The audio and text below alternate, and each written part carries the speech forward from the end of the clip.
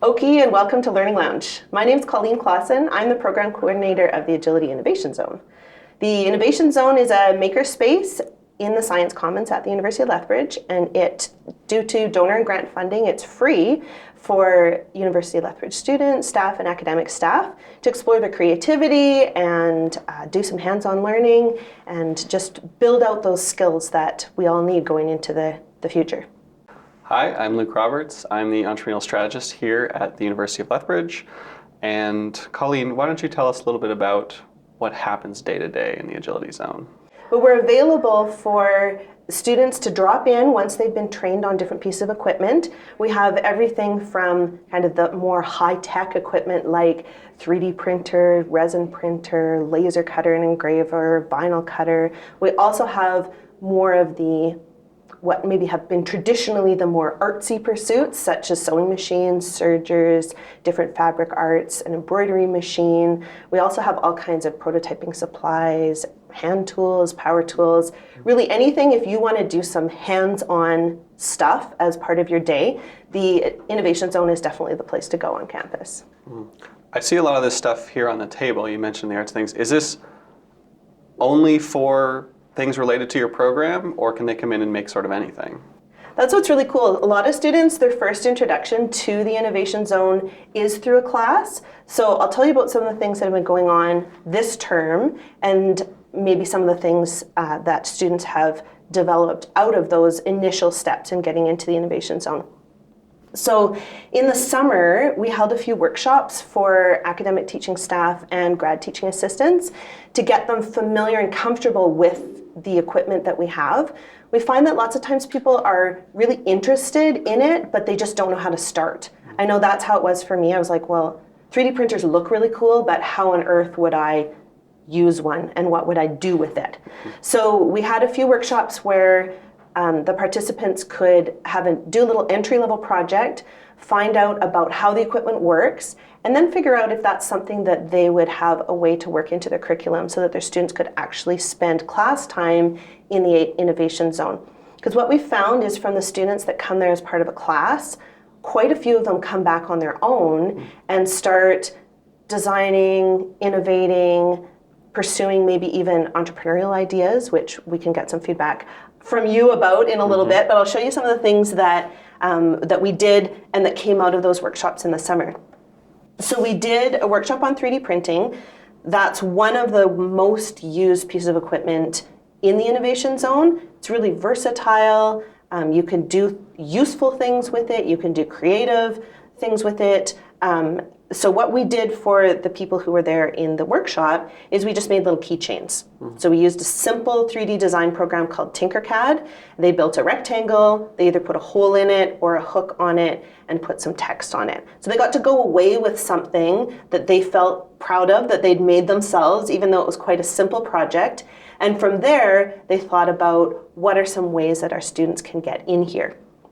One of the things that was really interesting this year that came out of that was a new media professor who wanted his students to take their two-dimensional designs that they had created through Photoshop and turn them into something three-dimensional. So that's what this creation is here. So this student had their photo that they had created online on a purely digital two-dimensional space, and they'd then transferred that into 3 dimensions. So the way that the project worked is they had to create a lot of rectangles connected with lines, but then when they made that into something 3-dimensional, they could choose which of those were going to be higher or lower, how they were going to be connected. So for this student, they were representing their inner and outer life. So it says things on here like joy, there's anxiety, there's their future, and then some are different family members that have impacted them. So a very personal project, but being able to be realized in a totally new medium than what they were first trained in. So that was a really interesting thing that came out of one of those staff workshops. Some of the other things that people have been looking at are we've got the Glowforge laser cutter and engraver. So again, lots of times we start with something really simple, And from there, people can really turn it into whatever they want. So when someone's trained on equipment at the Innovation Zone, we try to pick a really simple and easy project for their first go at it. Mm-hmm. That's the point, is not to tell them what to do and do the work for them to make their big ideas happen, right? So they might have a big idea of something that they want to do with the Glowforge. Yesterday, a student actually made a gift for his fiance that was a map of Alberta, and on there he'd plotted all of the significant events in the last 6 years that they'd been together. Maybe it was 6 months. In any case, it was a lot going on. All the places they'd gone camping and different things like that. And he was going to give that to her for a gift. So people have those kinds of ideas, but to get to that point, he needed to learn all of the skills, not just to use that piece of equipment, but the design and everything as well. So we're really all about students being able to access those parts of their creativity that they maybe didn't know existed and go through that process. We'll talk a little bit more maybe about design thinking, but that process of iterating and reiterating and getting to something that you want. So this little name tag was something that the participants in that workshop in the summer made. This was made by our Innovation Zone technician, Kevin, who has some amazing design skills. So he whipped this up in just a few minutes, learning from the ground up. So, just different representations of learning other than paper and pen. I guess people don't write a paper with paper and pen anymore, but other than typing your paper or doing a PowerPoint presentation, different ways of expressing what you've learned is super, super important. Do you want to know about anything else now, or? We could save some for a bit later. I think there's a few that might tie in. Yeah. But I was interested because you mentioned it there. All of this is funded by donors, by the universities. How does all this get paid for? Because even though it's great that it's free for students and staff, who's footing the bill for all of this equipment time and the staff that is there, and then the material you need to run it? Mm-hmm. At the moment, we have donor and grant funding that is really focused on innovation and entrepreneurship. Mm-hmm. So because of the donor and grant funding, we can really grow in the areas that our donors are passionate about. You probably know some of the donors that have contributed to some of the entrepreneurial programs. Why don't you tell us about some of those things, like the pitch competitions and that kind of thing that's going on? Absolutely. So sort of the other pillar of agility is, I like to imagine, entrepreneurship. We have the makerspace and we have entrepreneurship, and they sort of mesh because you see all of these little sort of things that people are making. If they're just sort of playing around, being creative, inevitably they're doing things that they enjoy. And ultimately, some of them make the connection that, is this something I could do as a job, as a side hustle? Could I make a little extra money doing something like this? And so there's a couple interesting ones that I'll highlight. You can see here that this is a design for a carabiner that was actually done in the zone by one of the students. And so there's a couple of different prototypes. You can see here there's like an initial one with, it doesn't work super well, but it's, it's a prototype. They're not supposed to. And then here we finally got one with this sort of a locking mechanism at the locks the other way. Kind of works. Again, I think that's a magnet in it as well. I think that was one of the things he was looking at. It's one of the things doing. that they were iterating on, and they came up with this interesting design for, I can't remember if they were rock climbing or just tired of losing their keys, but they wanted something that locked so that they could avoid the carabiner opening up on them. And then once we talked to them about, well, you've really done some interesting design work here. Have you thought about, licensing this out, or even just as simple as, once you've made your 3D renders for a 3D printer, is you can post them, on forums or on websites where people can pay to access your designs, so that they don't have to go and design their own thing. Say, it's already been made, perfect. I don't have to make another stand for an iPad. There's already 8 of them. I can pick the one I want. It costs me 40 cents, to download this file. Perfect. I'll pay that, and I can do that. Now, outside of, offering them supports strictly in the when there's not much of a support to say, hey, have you thought about that as a business? That's really just more like cueing them. We offer a number of things, and you mentioned one, the design thinking workshops. And so we run that as part in classes, as well as we'll do it for other students if they're interested, which is really just a way of getting people to think about a unique way. It's sort of the scientific method with an entrepreneurial hat on, where you go about, but starting with empathy. We say, okay, if I want to design a product for Colleen, I need to make sure that I'm thinking as Colleen would. I can't say, okay, this is going to be perfect for me because, we're different and we're going to have different needs. Say for even the carabiner, if my hands are larger than yours, I can't design a carabiner that's at the maximum width for my thumb to press in because you're going to have to use 2 hands. And so it's not going to work. And so if you start with that empathy piece and then you get a lot of feedback from your user. So if I was going to design something, I would give it to you. You would use it and you would say, this is bad because A, B, and C. This is good because X, Y, Z. And then you would use that feedback to sort of iterate and prototype and go around this design thinking circle where you're continually improving your process. This is something that's used all the time in business. It doesn't have to be strictly for physical objects. It can be for business plans. It can be for websites. It can be for advertising. All of these things, you can incorporate design thinking, even in your classes, just to make sure that you're improving upon process by continually getting feedback from the stakeholders, the end users, those people that are actually using your product. Because if you get yourself in your own little echo chamber, you go, well, this is fantastic, and I think it's fantastic because I made it and I think it's great, but you're not really the person that's using it. Right. And so we offer design thinking. We also offer a 6-week sort of startup boot camp course called Trailblazing. So I'm interested about that because I've heard of it a lot and I recommend it to the students, but I've never been to Trailblazing. So what are the things over those weeks that you really touch on? So Trailblazing, each case is a little unique. We have some general themes that we go through. We obviously start with, I like to think about Trailblazing as sort of your first foray into business. You've got your idea, you said, oh, maybe it's a good idea to sell freeze-dried food on Facebook Marketplace. Maybe I can take my photography business, my passion for photography and convert it into a business. We say, how do I actually go about doing that? Do I just start with a bunch of money? How do I know if my idea is actually good or I just think it's a good idea? I've asked my mom and they think it's a great idea, but they think all my ideas are great. And so in Trailblazing, I like the students or the community members, because it's open to both, to come in with their idea, and we go through the process of essentially the initial validation steps. We start with, okay, how do you really hone your idea down? Because you say, oh, it's photography. Okay, but are you doing headshots? Are you doing family portraits? Are you doing, digital images only? Do you provide prints? What is your actual idea? Who are your customers? Who are your initial customers? Are they your family and friends? Are they people who really need a headshot fast? Is there some sort of niche you can start in? Because if you sort of offer your services to everybody, you end up offering it to sort of nobody at the same time because it doesn't feel like it really fits for anyone.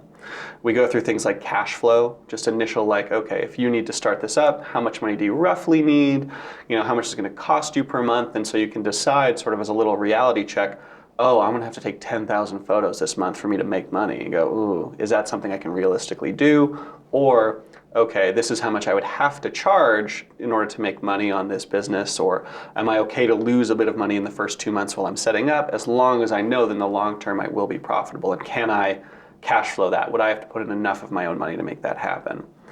And then finally, we go on to building sort of a pitch deck, sort of, a 6-8 slide sort of PowerPoint, whatever have you presentation that they can use to convey their idea in the next steps. Because once they've come through Trailblazing, they either decide, this idea sucks, I'm really glad I didn't invest a bunch of money into doing that, or they say, this idea is good, I still think it's good, I'm ready to take the next step. And so we point them towards other resources, whether it be, an economic development sort of organization here in Southern Alberta, whether RINSA, for the Regional Innovation of Southern Alberta, where it's a bunch of, through Tech Connect and Elevate IP, there's a lot of supports for intellectual property and business planning, financial management. And so the other thing they can do with that pitch deck, and it's sort of a quick way to be, if I were to ask you, take Trailblazing, you say, okay, here's my 3D printing business. And I say, what can you tell me about it? You say, oh, do you have 4 seconds? Here's my 6 slides where I say, here's my idea, here's my unique value, here's who my customers are going to be, here's how much money I'll make, and here's why it's a great idea. And you can use that to convey it to me, and I go, oh, that is a great idea, Colleen, you've really thought this through. You can use it for banks and say, okay, I want to get a loan to start this out. Or you can even use it for something as simple as a pitch competition, which you mentioned earlier that we host every year in March in the spring. Where students and community are able to pitch their ideas and win actual cash prizes have been donated by the donors that you mentioned earlier that are specifically interested in supporting students' entrepreneurial ideas and students' entrepreneurial sort of skill set and experiences. Getting back to the zone a little bit, you can see that we've got some things in here that are a little more entrepreneurial focus. So here you've got an actual tool for someone with a physical disability to allow them to put on a button. So you can see it sort of hooks around a button. I want to do my shirt to my camera, but it allows them to do that. And so when we talked about this and this other idea here, there's a lot of sort of meshing where a lot of entrepreneurship is prototyping and failing early. And the agility zone, while you're a student or even a community member, less access if you're a community member, is a very safe space for you to do that. You can come in, you can try your prototypes. If they suck, it doesn't matter. It didn't cost you anything, because the two things that student entrepreneurs never have is money and someone to talk to, or mentorship, which actually leads into one of the other big supports that we do. Through myself and other connections that I facilitate, we offer one-on-one sort of business mentorship to students to help them validate their ideas, help them navigate the ecosystem, because as you mentioned with yours, when you come into the zone, you go, oh, there's a million pieces of machinery. You sort of get choice paralysis about what am I going to do, and you say, I don't really know how to use any of these things. A lot of my job is when people come to me, students specifically, is they say, okay, I have this business idea. Where can I go for funding? Where can I go for supports? Where can I go for this? And I help them navigate the complex system and say, okay, here are the grants you're eligible for. Do you have any particular, or do you have any disabilities? Are you Indigenous? Here are the things that maybe also be available to you, because there's extra supports for those students. And through this mentorship, it really helps them hone their idea, really helps them get it into a place where they think, okay, once I'm done school, because unfortunately, once they leave, and I experienced as well, when you graduate with your degree, you go, oh, there's no big biochemistry factory in town. You have to either find a job with your degree, and may or may not be applicable, or you can try to create something for yourself. And so that's something that has been lacking in recent years, especially among young people, but I think they've sort of transitioned to the idea of wanting a stable job with a side hustle. But eventually, if the side hustle is good enough, it can sort of take over. And so I think I've done enough blathering on about entrepreneurial things for now. I'm really interested in this sort of wood box that you've got here. Could you tell me something about that? So one of the things that we've been able to do in agility through a partnership with the MasterCard Foundation, the LV program, that exists to empower Indigenous students to go through post-secondary education. So that whole pathway through post-secondary to employment. And this smudge box was made by our Indigenous student program coordinator. And what I really love about it, well, I love so many things about it, about how well made it is, but also that it includes the animals on it that are of significance, particularly to the Blackfoot people. We've had some classes into the zone this fall. One is an Indigenous Studies graduate seminar and 4,000 level class, and they're talking about protocols in research. And so if they were to go into a community to know about the protocols, the customs, the values of the people in that community, and to go in a respectful way, enables them to be able to complete the research that they're there to do, to be respected by the community, to be welcomed in. And so this class, which has Indigenous and non-Indigenous students in it, has been asked to research smudge boxes and the protocols of smudging, and to make a box for themselves. So this box was made by Shane, our agility staff person, and there have been some really lovely boxes made as well. There's one student who, her background is from the Indigenous people of Chile, and so she's included some of those on her box as well, some different symbolism that's important to her. She has a picture of her grandma involved in it, and so just giving the students the ability to put some of their own personal values into something as they're learning about the values of other cultures are really neat. We've had some Blackfoot language classes come in and just spend some time in the zone exploring language, doing something hands-on. I mean, once we leave kindergarten, we really don't get a lot of that chance to learn through doing and really, in some ways playing, but playing educationally, So the Blackfoot students that were here last week were painting some different animals and learning the names of them. We had some students in during the summer in a program, and they were from Indigenous communities all over Western Canada, and they were sharing the words from their own language for the different objects and symbols that were there. So this teepee, I think, is just really beautifully done as well. Oh, one of the neat things that we've got up and running this fall is the embroidery machine. This was the first design that was produced in more than one color. And if you go by now and look in the display window, you will see an amazing, I don't even know how many colors are in there, something like over 100,000 stitches involved. But the students who have started doing that, so they come in, they do their 1 hour training, and then they come back and spend hours and hours and hours producing these amazing projects. And the amount of patience they're learning through doing that, problem solving if something's not quite right in their design or in the equipment, trying to troubleshoot that with the staff and technicians in the zone, as well as kind of digging into those designs and saying, why didn't this work? Collaborating, working together with other people, right? Those are those things that we call those 21st century skills that you don't get through reading a textbook and regurgitating the information, like back in the old days when we went to school, that was a lot of what it was, right?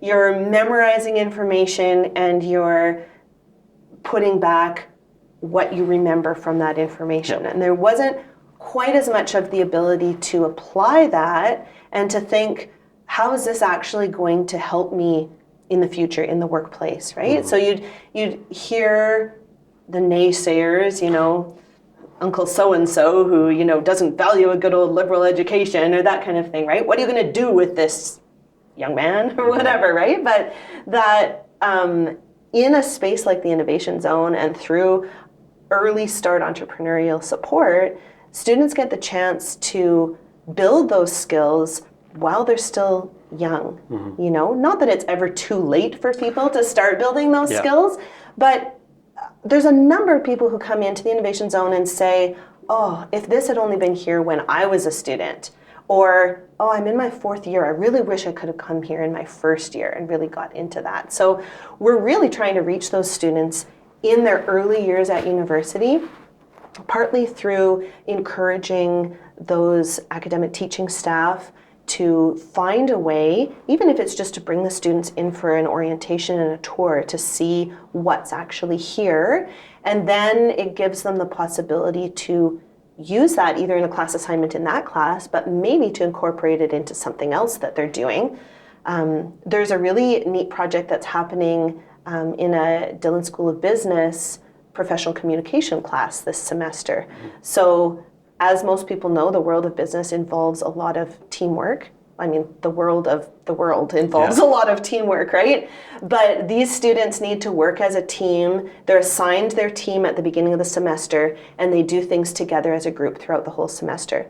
So as their end of semester project, they're going to do a presentation to the class, but it's not just here is us and our team standing in front of the class, pointing to a screen. They need to come into the Innovation Zone and produce something using at least 2 pieces of equipment that represents their team identity and their growth as a team throughout the semester. Even some of the challenges that they've had in maybe even learning the equipment or in working together and what that's brought them to. And so then they're going to have something that they can show that demonstrates that growth as a team. So I think that's a really interesting and innovative way, I use the word innovative, to use the zone, not just for producing a thing for the thing's sake, right? A lot of times people, especially with 3D printing or vinyl cutting, oh, I made a sticker for my water bottle, or I made a molecule or something like that,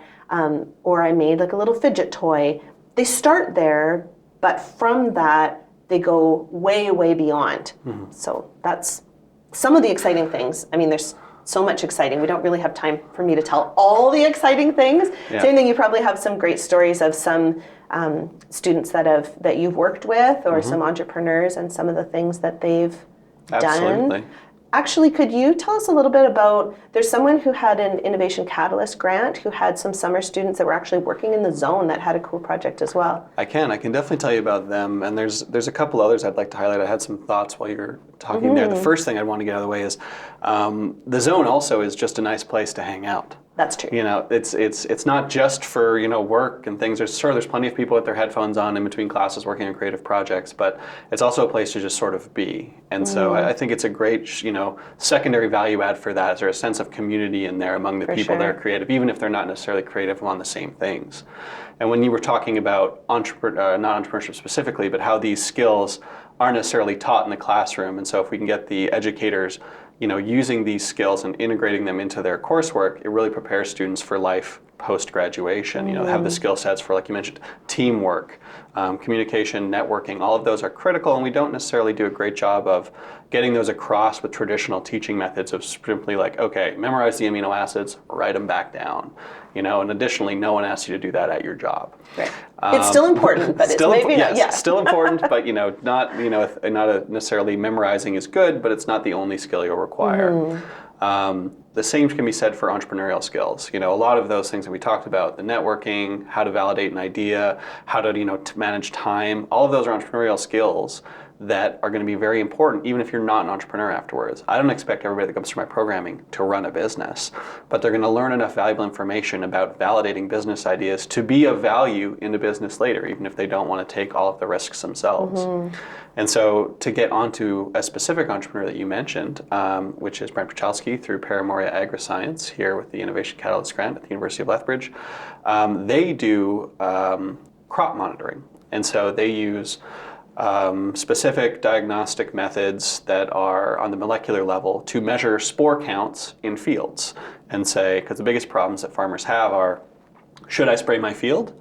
And a lot of them sort of get fear-mongered into spraying more than they need to, which is tens of thousands of dollars, you know, depending on how many acres you have, it can be upwards of hundreds of thousands.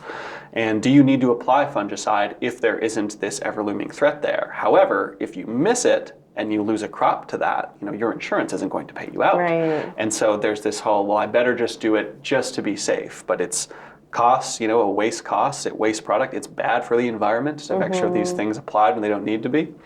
And so what they've been doing is trying to monitor this. And so to say farmers, no, even though it may seem like it's, you know, a little bit moist out there, you don't need to be spraying fungicides yet. The levels, they're not in your field. If it's not there, you don't need to do it. And with these molecular methods, they can be extremely sensitive. So the students that came in the summer, yes, because I got to see them a lot, so it was really fun because they went from not knowing 3D printing at all to being able to make some hand-powered centrifuges that would be able to test for those fungal diseases right in the field without having to bring things to a lab or anything. And that's sort of the really big thing they were trying to address in the zone is a lot of the stuff is you take it out of the field, you bring it into the lab. Yeah. That's not super useful for, you know, on-the-spot testing. And so your biggest issue is out there is, you know, power, things of that nature. You can get a generator out there, but do you want to bring a centrifuge out? Right. How much of the lab can you bring out there? And so they were working on 3D printing and designing and iterating, like you mentioned, these handheld and sort of, you know, not powered by strictly electricity sort of centrifuges to sort of concentrate their samples down so they could extract the DNA and go forward with the testing from there. And so it was very, very interesting to watch them go through the design thinking process, through the iterative nature of like, okay, these holes are far too big, you know, this thing spins not nearly fast enough, this isn't helpful, you know, what if I need to reload it, you know, what if, you know, do I need a bowl out there to catch it, or can I just have it go on a flat surface? And so, you know, what sort of tubes can I load into this thing? And so it was extremely interesting. And one of our great examples of how, you know, the entrepreneurship sort of programming and the agility programming can be sort of melded together, because it was a safe and cheap place to work on this idea, validate it, go, okay, we've got a working prototype, what can we improve, take it out to the field, try it, say, oh, this sucked, that didn't work, come back, work on it, and do something else. So I think that's what it's all about, just putting those things together, building that process in students while they're here in the early part of their studies, providing supports to teaching professors and instructors who want to be able to bring their students into the zone, and connecting with those entrepreneurship supports. And so I think that's maybe all we have time to talk about for now, but that was really fun. It was a pleasure to talk to you about this, Colleen. I can't believe we haven't spoken until now. I know, it's strange. Thanks.